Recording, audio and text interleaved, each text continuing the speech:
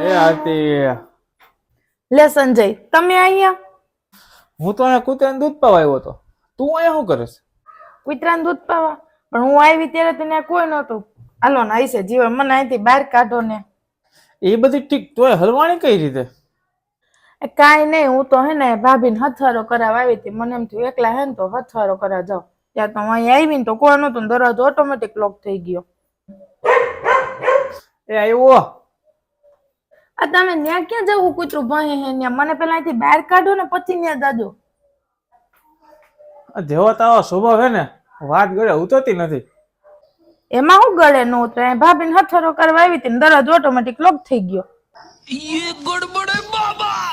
આ બે ને બધીને છૂટાછેડા કરાવવા આવી હતી, પણ એને ખબર પડી ગઈ, મને પૂરીને વહી ગયા. કાઢો ને બાયરે. મને ખબર હતી તું નો સુધાય. તારી એ છૂટાછેડા લઈ લેવાય પંચાયત.